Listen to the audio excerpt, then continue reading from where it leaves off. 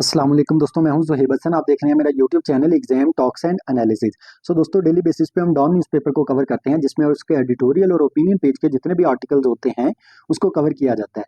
ये हमारी 10 सितंबर 2025 की यानी कि डॉन न्यूज़पेपर के एडिटोरियल की वीडियो है, और 10 सितंबर की ओपिनियन पेज के जो आर्टिकल है उसकी वीडियो अलग बनाई गई है। हम दो अलग अलग वीडियो बनाते हैं, एडिटोरियल की अलग और ओपिनियन की अलग। सो ओपिनियन के भी मैंने बना के अपलोड कर दिया, वो भी लाजमी सुनिएगा ओपिनियन पेज की। चलते हैं पहले आर्टिकल पे, जो कि एडिटोरियल का पहला आर्टिकल है हमारा स्प्लिट कोर्ट के नाम से। दोस्तों, जो पाकिस्तान की जुडिशरी का फ्यूचर है, राइटर कहता है, वो वीक नजर आ रहा है। जो सीनियर जजेस हैं वो जिस तरह से कोर्ट चलाई जा रही हैं उससे हैप्पी नहीं है, यानी कि इससे खुश नहीं है वो लोग। और दूसरी बात अगर हम देखें लोगों के ट्रस्ट की, वो भी जुडिशरी पे हर गुजरते दिन के साथ साथ उनका जो एतमाद है जुडिशरी पे वो कम होता जा रहा है। दोस्तों, सीनियर जज जज जो है उसने चीफ जस्टिस ऑफ पाकिस्तान को खत भी लिखा है, जिसमें कहा है कि तकरीबन 6 बार ऐसा हुआ है कि यानी कि अदालत के जो रूल्स हैं उसको तोड़ा गया है, लेकिन चीफ जस्टिस ने इस खत पर कोई भी एक्सप्लेनेशन नहीं दी। इसके अलावा दोस्तों, फुल कोर्ट मीटिंग बुलाई गई, चीफ जस्टिस ने फुल कोर्ट मीटिंग बुलाई। अ, लेकिन आप देखें कि उस मीटिंग के अंदर भी 4 सीनियर जजेस ने उस मीटिंग को अटेंड करने से मना कर दिया। मसला क्या था, क्यों उन्होंने मना किया? उन्होंने कहा सुप्रीम कोर्ट के जो रूल्स है 2025, उसकी इम्प्लीमेंटेशन जो की जा रही है, उसकी जो अप्रूवल है, वो डिबेट किए बगैर ही उसको अप्रूव कर दिया गया है, यानी कि कोई इसकी ओपन डिबेट नहीं हुई। जजेस चाहते थे कि इसकी पहले ओपन डिस्कशन होती, फिर आप सुप्रीम कोर्ट के जो रूल्स हैं इसको अप्रूव करते हैं, लेकिन ऐसा नहीं किया गया। इस वजह से उन्होंने बाइकआउट कर दिया जो मीटिंग भी हुई है, यानी कि फुल कोर्ट मीटिंग जो थी। सो दोस्तों, सुप्रीम कोर्ट जो है राइटर कहता है कि डिवाइडेड हमें नजर आ रही है, और जो जजेस हैं वो राइटर कहते हैं इस सिचुएशन के खुद रिस्पॉन्सिबल हैं, कि वो इस सिचुएशन को खुद वर्स कर रहे हैं। ये हमारा पहला आर्टिकल था। दोस्तों, चलते हैं अपना दूसरे आर्टिकल पे, जो कि हमारा फॉल्स फ्रीडम के नाम से है। दोस्तों, एक बात आपको और करता चलूं, अगर कोई बच्चा सीएसएस, पीएमएस, पीपीएससी, एफपीएससी की ऑनलाइन तैयारी करना चाहता है बिल्कुल अफोर्डेबल फीस में, तो वो भी मुझे कमेंट कर सकता है या मुझसे रब्ता कर सकता है। दोस्तों, दूसरा आर्टिकल हमारा फॉल्स फ्रीडम के नाम से। दोस्तों, जो कॉमनवेल्थ है उसने वादा किया था कि 2024 में कि मीडिया की आज़ादी होगी। आप देखें कि रियलिटी में क्या हो रहा है कि 41 कंट्रीज ऐसे हैं जहाँ पे डेफेमेशन जो है वो क्राइम समझा जाता है। 48 कंट्रीज ऐसे हैं अभी भी जिसमें सेडिशन लॉ अभी भी मौजूद है। 37 कंट्रीज में ब्लास्फेमी लॉज मौजूद है। ये सारे के सारे जो लॉज हैं दोस्तों, ये जर्नलिस्ट के खिलाफ इस्तेमाल होते हैं। राइटर कहता है जर्नलिस्ट को खामोश करवाने के लिए इस्तेमाल होते हैं। 2006 से लेकर 2023 तक 213 टोटल जर्नलिस्ट हैं जो इन कॉमनवेल्थ कंट्रीज में, यानी कि जो मारे जा चुके हैं। 96% ऐसे लोग जो मारते हैं, यानी कि जो किलर्स होते हैं, 96% किलर्स को फिर सजा भी नहीं दी जाती, यानी कि इसका सदेबाप भी नहीं किया जाता। तो पाकिस्तान की अगर मैं बात करूं तो दोस्तों 80 से ज़्यादा जर्नलिस्ट ऐसे हैं जिन्हें 20 साल के अंदर अंदर यानी कि मार दिया गया है। फेमस केसेस की अगर मैं बात करूं तो आप देखें सलीम शहजाद जिसे 2011 में, वली खान बाबर जिसे 2011 में, अरशद शरीफ जो है उसे 2022 के अंदर आप देखें कि मार दिया गया था। अरशद शरीफ को कीनिया के अंदर मारा गया था। दोस्तों, आप देखें इनकी फैमिलीज को थ्रेट किया जाता है, कोई इंसाफ नहीं मिलता।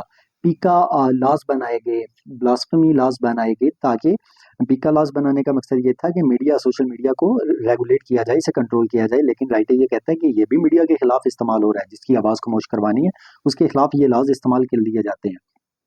सो पाकिस्तान प्रेस फ्रीडम इंडेक्स में बिल्कुल नीचे बॉटम पे यानी कि स्टैंड कर रहा है।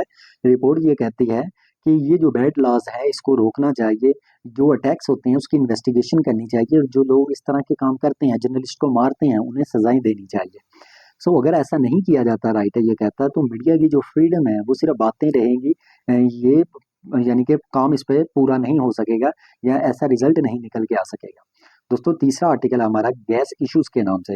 दोस्तों, गवर्नमेंट ऑफ पाकिस्तान ने ये फैसला किया है कि वो एक्स्ट्रा टैक्स, जिसे हम कैप्टिव लेवी का नाम देते हैं, वो गैस पे लगानी जा रही है, ताकि अब जो भी लोग गैस को इस्तेमाल करेंगे वो इंडस्ट्री से हों या फिर घरों के रहने वाले हों लोग, यानी कि घरेलू हजरात हों या इंडस्ट्री हो, दोनों पर ये टैक्स लगेगा। मेन प्रॉब्लम क्या है दोस्तों, क्यों ये टैक्स लगाया जा रहा है? क्योंकि हमारा जो सर्कुलर डेट है वो बहुत ज़्यादा बढ़ता जा रहा है। वो क्यों बढ़ रहा है?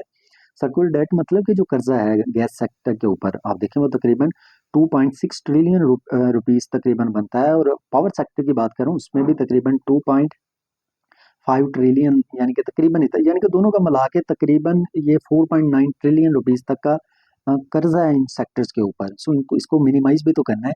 इसके अलावा मेन मसले क्या है दोस्तों, आप देखेंगे आपने लॉन्ग टर्म एग्रीमेंट किए हुए हैं कि हम एलएनजी को इम्पोर्ट्स करें, हम यानी कि जहाँ से हम गैस परचेज करते हैं। इसके अलावा आप देखें कि डिमांड कम है दोस्तों, क्योंकि एक्सपेंसिव है गैस, उसकी वजह से लोगों की डिमांड कम हो गई है। सो जब डिमांड कम हो गई है तो सप्लाई पीछे से ज़्यादा है, क्योंकि हमने एग्रीमेंट किए हुए हैं, वो गैस बेच देते हैं। सो एग्रीमेंट सप्लाई ज़्यादा है और डिमांड कम है। इसकी वजह से आप देखें कि हमारा जो कर्जा है वो बढ़ता जा रहा है, और भी कई वजूहत है, उससे भी डिस्कस करते हैं कर्जे बढ़ने की। दोस्तों आप देखें कि अब क्या हुकूमत ने फैसला किया है कि 170 से ज़्यादा एलएनजी के जो कार्गोज थे उसे मुलतवी कर दिया गया है, क्योंकि डिमांड ही आगे इतनी नहीं है, हमने इतनी गैस मंगवा के क्या करनी है। सो लोकल जो गैस प्रोड्यूसर्स हैं उन्हें भी कहा गया है कि आप या तो गैस की प्रोडक्शन को कम कर दें या कट कर दें। अब ये तो राइटर कहता है टेम्परेरीली, जो टेम्परेरी आपने रिजल्ट निकाला है, आपने सोल्यूशन निकाला है, लेकिन क्राइसिस जो आने वाले वक्त में वो तो मजीद बढ़ जाएगा। आप देखेंगे जो लोकल कंपनीज हैं उनके सोचा फाइनेंशियल लॉस होगा इसकी वजह से। कंज्यूमर जो हैं, अभी डिमांड कम है, हो सकता है बाद में जाके डिमांड ज्यादा हो जाए, अचानक से क्राइसिस आ सकता है, तो इसका मतलब सप्लाई कट्स हो सकती हैं, गैस की सप्लाई कट हो सकती है। तो इसके अलावा लॉन्ग स्टैंडिंग इश्यूज क्या है दोस्तों, हमारे यहाँ पे डिमांड कम है, सप्लाई ज्यादा है, गैस चोरी हो जाती है, सिस्टम में लॉस हो जाती है, प्राइसेस जो है गैस की वो बहुत ज्यादा है। ये मेजर मसले हैं। एक्सपर्ट्स ने तो वार्न भी किया था कि सर्कुलर डेट बढ़ता जाएगा, लेकिन आप देखें हुकूमत ने कोई भी एक्शन नहीं लिया। सो कोर इश्यूज जो है वो ये है कि गवर्नमेंट जो है एक्सपेंसिव एलएनजी को परचेज करती है, लेकिन आगे कंज्यूमर्स से इतना रिकवर नहीं कर पाती। ये मसला है जिसकी वजह से कर्जा बढ़ जाता है। तो कुछ सोल्यूशन बताए गए हैं कि आप जो सब्सिडीज देते हैं वो सब्सिडी देना बंद करें, ताकि कर्जे चढ़ने, जो कर्जे बढ़ते जा रहे हैं वो कम हो।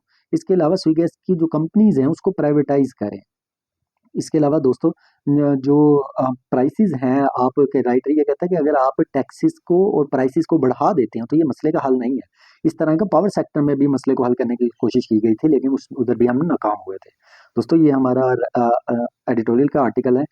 ओपिनियन की भी अगर आपने सुनना है तो मैंने वीडियो अपलोड कर दी है, वो भी जाके लाजमी सुनिए। अगर आप चाहते हैं डेली बेसिस पे इस तरह आपको वीडियो मिले तो काइंडली मेरा चैनल लाजमी सब्सक्राइब कीजिएगा। अल्लाह हाफिज़।